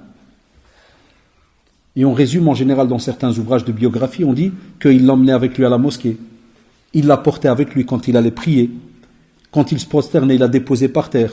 Et quand il se relevait, il la remettait sur son épaule. Voilà, shabab, ça c'est le prophète sallallahu alayhi wa sallam. Et voilà pourquoi, comme je l'ai dit à maintes reprises, j'ai décidé, mois après mois, de voir tous ces sujets qui touchent le prophète sallallahu alayhi wa sallam. Parce qu'on ne le connaît pas. Après, quand tu as un petit entre guillemets, c'est ça. Moi, j'espère que vous réécoutez après, hein, quand je mets sur YouTube, vous prenez des notes et autres, parce que c'est que des textes authentiques. C'est pour que quand il y a un petit malin là qui vient, qui te dit, ouais, votre religion, là, votre prophète, là, l'épée, mate l'épée. Tu dis, l'épée, c'est ce qu'il y a dans tes yeux, mon ami. Viens, on va parler de la réalité, pas de ce que tu vois à la télé. L'épée, c'est ce qu'on t'a mis dans tes yeux et dans ton cerveau, à force de regarder des reportages bidons et autres. Mais si tu veux connaître réellement, d'après nos textes, qu'est-ce qu'il y a dedans, viens. Et là, on a des arguments. Et là, on peut parler. Et même s'il y a eu des périodes où il y a eu la guerre, on a des réponses. Et on sait pourquoi et comment. Là, qui on ne le connaît pas. On ne le connaît pas. Et c'est pour ça, moi, ça reste mon avis. J'aime pas beaucoup quand des fois, mais ça aide, hein, mais c'est comme ça. Bon, quand en général, dans le programme avant à l'école, on mettait souvent le film Le Messager. Vous savez, sur le prophète sallallahu alayhi wa sallam. La plupart des élèves, ils l'ont eu au cours de religion islamique. Mais ça, c'est 1/100 de la vie du prophète sallallahu alayhi wa sallam. Et j'aime pas que j'aime pas, mais j'aime pas beaucoup parce que c'est juste pour te montrer le début de la da'wa, puis après les batailles, vous avez remarqué, puis ça se clôture là. Il y a toute une vie, 60 d'années à Shabab. C'est immense. C'est immense, c'est pas facile. Mais plein d'exemples d'ouverture, plein d'exemples de bonté, de clémence. Aussi,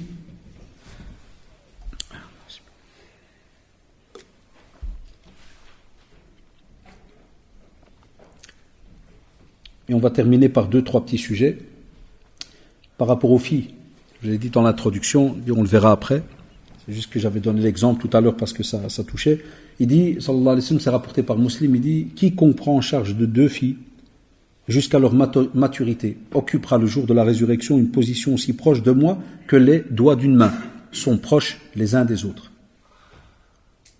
Donc, regardez de nouveau l'importance. Vous savez, quand on vient aujourd'hui, subhanallah, dans certaines émissions, bien un petit reportage vite fait, qu'on vous fait comprendre que l'Europe, par exemple, c'est cette contrée qui a redonné la grandeur de la femme, qui a redonné le respect à la femme, qui a plein de petites virgules. Et après, on te montre 2-3 petits exemples avec une petite voilée mskina, avec une qui a reçu ceci, une qui a subi kada. Et on a l'impression que l'image alors qui est donnée, c'est que dès que tu as de l'islam et que tu as à côté des musulmans, eh bien tout ce qui est le côté femme, fille et autres, ça veut dire c'est la déglingue. Ça veut dire que pour nous, à part l'homme, le reste, il n'y a pas besoin de respecter. L'islam n'en a jamais parlé, il n'y a rien. Eh bien au contraire, Echab. Vous savez c'est quoi le jour de la résurrection? Être proche du prophète sallallahu alayhi wa sallam. Wallahi, thumma wallah, ce n'est pas donné à n'importe qui. C'est immense. Et c'est parmi les bons signes annonciateurs qui feront que tu entreras au paradis. Parce que impossible que quelqu'un soit aussi proche du prophète sallallahu alayhi wa sallam et soit alors en enfer. Quand je dis proche d'après, ce qu'on comprend des traditions. Dans le domaine, alhamdoulilah, il faut toujours prendre les traditions dans leur ensemble. Que tu es quelqu'un, alhamdoulilah, dans ta pratique comme il faut, ta relation avec Allah subhanahu wa ta'ala, alhamdoulilah, et ainsi de suite. Et il dit aussi quiconque prend en charge 2 ou 3 filles, 2 ou 3 sœurs jusqu'à leur mort, ou la sienne, qu'est-ce qu'il ferait? Il occupera donc le jour de la résurrection une position aussi proche que celle de l'index par rapport au majeur. Tu vois, subhanallah, comme pour dire très très proche du prophète sallallahu alayhi wa sallam. Alors de nouveau, regardez l'importance que notre religion a accordée par rapport aux filles, parce que, subhanallah, on vient d'une population en ce temps-là qui n'accordait aucun respect, comme vous le saviez, donc à la femme ou aux filles. Puisque au temps du prophète sallallahu alayhi wa sallam, c'est-à-dire jusqu'à la période où il va être choisi par Allah subhanahu wa ta'ala pour être prophète, toute cette période avant, on l'a dit pour ceux qui sont arrivés après en retard, on a enterré les filles vivantes, la femme pas d'héritage, certains même faisaient mourir leur femme, écoutez bien, si le mari meurt, sans oublier d'aller voir dans certaines contrées dans le monde, qu'est-ce qu'on faisait aux femmes. Wallah, vous savez qu'il y a des contrées que quand le mari meurt, la femme doit mourir. Wallahi. Ça existait pendant une longue période. Et on voit, subhanallah, le prophète sallallahu alayhi wa sallam qui va même loin.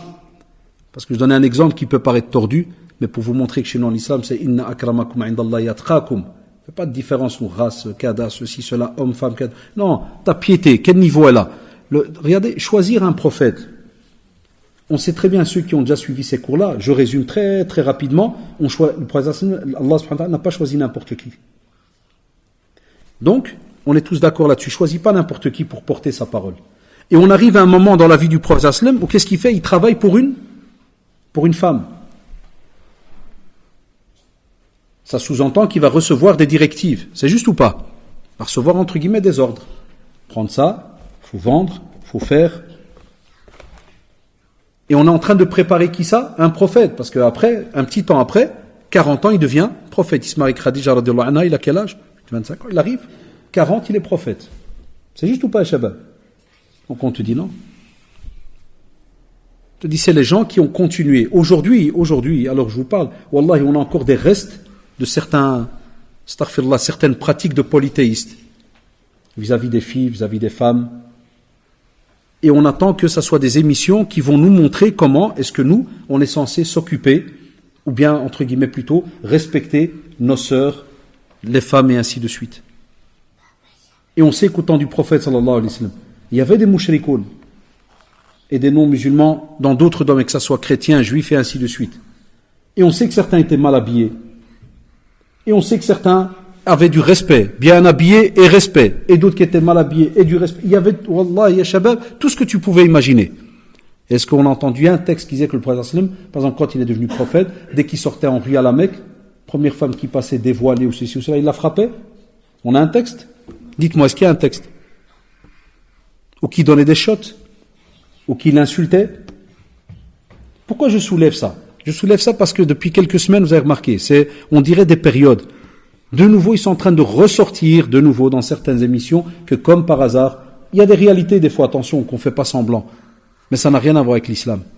Qu'on a certains jeunes que si jamais dans une rue... Vous savez pourquoi ils ressortent ça? Parce que le soleil ressort et on sait qu'il y aura des personnes, tout à fait normales, ils ne sont pas obligés de pratiquer. C'est leur droit. Qui vont s'habiller, un peu dénudés, petite mini-jupe, ceci, cela. Certains maintenant, ils font déjà comprendre, faites gaffe à les filles, passez pas dans certains quartiers où il y a des musulmans. Ils vont vous manger. Parce que c'est une bande d'excités. Et ils sont en train de le repasser à la télé. Ceux qui suivent bien les journaux et certaines émissions, Wallah, ils sont en train de nouveau de ressortir, parce que c'est la période. Et on va te montrer des petits musulmans à la télé, c'est un stéréotype de dingue, alors qu'on sait très bien que quelqu'un qui se respecte pas, qui a ni foi ni loi, ça reste un être humain, tu peux même aller dans des quartiers huppés, entre guillemets, où il n'y a pas de musulmans, où il y a des jeunes drari, va dans des quartiers d'Anderlecht, où il y a les Ossa et des compagnies là, de foot, et fais passer une en mini-jupe. Qu'est-ce que tu crois qu'ils vont faire? Ils vont se retourner et regarder le mur? Ils vont aussi l'embêter. C'est un manque d'éducation chez beaucoup d'êtres humains.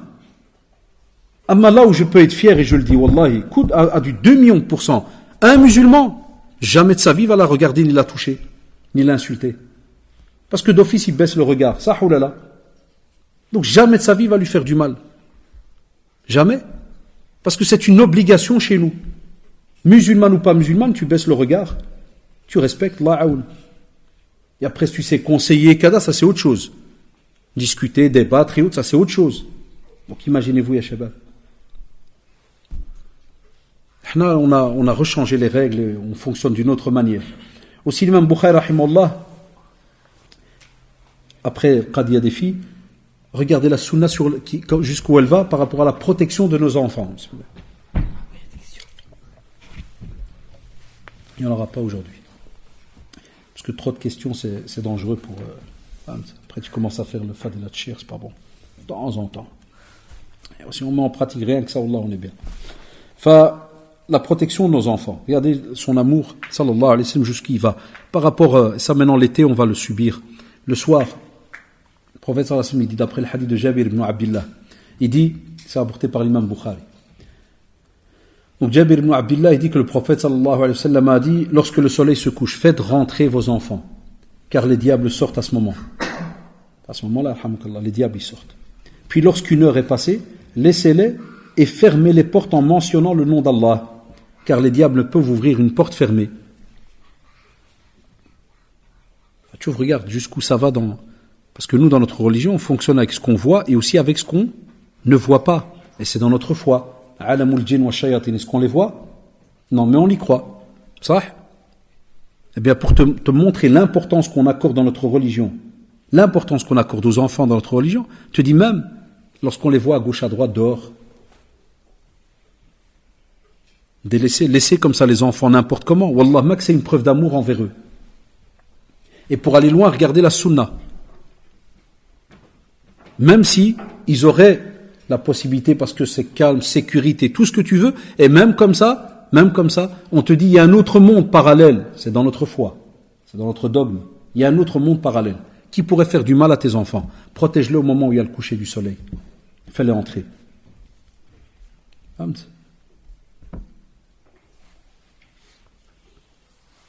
Et pour terminer, et on clôturera, et désolé pour ceux qui viennent d'arriver, parce qu'on a commencé à 6 heures, après le programme, donc c'était beau aujourd'hui. Je commençais avec une personne, mashallah. C'est rare, j'avais pas eu ça depuis.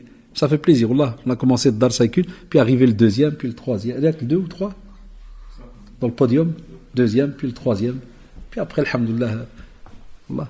Donc, tout ce qu'on fait là, est un beau hadith. Et qui est sahih, qui est dans le Musnad, rapporté par Abu Huraira, tout ce qu'on a raconté depuis plus d'1 heure et demie, par rapport à la bienfaisance qu'on est censé apporter à nos enfants, et comment fonctionner avec nos enfants, d'après comment le prophète sallallahu alayhi wa sallam l'a fait, c'est parce que va arriver un jour, vous allez, ya shabab, trouver le fruit, le résultat, la récompense de tout cela. Va écouter, que dit le prophète sallallahu alayhi wa sallam. Il dit, on va élever le rang du serviteur pieux au paradis. On va lui élever son rang. Déjà, ya shabab, entre nous, déjà tu rentres au paradis, Allah ibarak. Wallah, comme nos parents des fois nous disaient, si on me laisse juste entrer, qu'on me donne juste un petit coin près de la porte, dis Wallah, je serais le plus heureux de... Elle rentre, même si tu me dis tu restes là, près de la porte. Là, on sait qu'on aura... Sahoulala. Allah subhanahu wa ta'ala a le paradis pour chacun d'entre nous. Eh bien, on te dit, on va élever encore son rang. Et, subhanallah, il dira, Ya Allah, comment est-ce que je peux avoir tout cela? Comme pour dire, qu'est-ce que j'ai fait pour que j'arrive à avoir ce degré? Qu'est-ce qu'il y a? J'ai fait quoi sur terre? Et qu'est-ce qu'on va lui dire? Grâce à la demande de pardon de ton enfant pour toi. Allahu Akbar. T'imagines ton enfant pieux qui demande pardon. Et vous savez très bien que le prophète m'a dit que quand le fils d'Adam meurt, ses actions s'arrêtent. Sauf 3. Dans les 3, qu'est-ce qu'on a? Qui touche les enfants? Waladun salih yad'u lah. Allahu Akbar. Un enfant pieux qui invoque Allah subhanahu wa ta'ala pour ses parents. Enfin, si à Shabab on n'a pas été bon envers nos enfants, si on ne leur a pas apporté de l'affection, comment, wallah, quelqu'un à qui tu n'as pas donné d'affection, comment tu veux qu'il ait pitié pour toi plus tard? Ou qu'il pense à toi plus tard? Ou qu'il se rappelle de toi plus tard? Vous voulez la preuve? Wallah, il m'arrive de demander à certains qui ont des fois même mon âge et qui ont enterré leurs parents par exemple au bled, quand je lui dis, quand tu descends au bled, tu vas au cimetière pour rendre visite? Puis non, Allah, jamais été. D'autres, ils me disent, ouais, je sais dans quel cimetière, mais je ne sais pas où ils sont. C'est quand la dernière fois? Ouais, quand on les a enterrés, quand? Il y a 20 ans. Wallahi. Des élèves en classe, quand je sais qu'il y a eu, je l'apprends par des fois les listes et tout, qu'il y a le décès d'un père ou une mère ou kada. Hein, des fois je fais un cours par exemple sur la mort et tout, donc il faut jamais, je vise pas l'élève, parce que ça peut, mais je parle un peu à Aïda sur elle, puis des fois je dis, Shabab, levez la main, ceux qui invoquent chaque prière, chaque soujoud, ils invoquent Allah pour leurs parents, morts ou vivants. Vous pourrez le faire même ici, hein, vous serez étonné. Il y en a des fois, Bidra, il dit Subhana Rabbi al-A'la. Rien que Subhana Rabbi al-A'la, il fait 200 à l'heure, il est déjà remonté. Ah, il va penser à son père, sa mère vivant, son père, sa mère mort, grands-parents, la famille, les croyants, plus invoqués pour les non-musulmans, qu'Allah subhanahu wa ta'ala les guide. Osez. Donc, ya shabab, Allah rada alikum, s'il fallait se rappeler, hein, Inch'Allah, de toutes ces petites règles, Wallahi, Allah rada alikum, c'est justement pour qu'on se dise qu'il n'y a pas une chose qu'on fait vis-à-vis de nos enfants, on n'en retrouvera pas le bénéfice auprès d'Allah subhanahu wa ta'ala le jour du jugement dernier. Fabarakallahu fikum, hein, pour votre présence, même si je sais que le temps il est beau, hein, et des fois on a envie de profiter. Lakin, vous pouvez être fiers, que ce soit les sœurs aussi qui sont de l'autre côté, vous pouvez être fiers que les anges vont noter. Wallah ya shabab, je suis dans le même état que vous, hein, vous inquiétez pas, je travaille 38 heures semaine, hein, je suis administratif, dans un bureau 38 heures semaine. Donc je sais c'est quoi être crevé, je sais c'est quoi se lever à 6 heures du matin, sortir 7h15. Et comme vous, sûrement, Shaitan est venu aussi vers 5 heures en vous disant, il va parler de quoi, frère? Il va quand même mettre sur YouTube après, non? Franchement, reste calme. Cherche pas des problèmes. Tu vas la retrouver après la vidéo. Tu vas les... Non, nous, ce qui nous intéresse, sincèrement, le rappel, très important. Deuxièmement, c'est de plaire à Allah subhanahu wa ta'ala, parce qu'on est où ça? Dans la meilleure des demeures, la mosquée. D'accord? Fabarakallahu fikum, hein, pour vous être déplacés. Subhanakallahu wa bihamdik. Ashhadu an la ilaha illa anta astaghfiruka wa atubu ilayk. Subhana rabbika rabbil izzati amma yasifun. Wa salamun ala al-mursalin. Walhamdulillahi rabbil alamin. Et qu'Allah subhanahu wa ta'ala vous préserve. Et Inch'Allah, on se reverra que vers peut-être la vingtaine du mois d'avril. Parce qu'il y a quelques déplacements, Inch'Allah. Fabarakallahu fikum. Assalamu alaikum wa rahmatullah.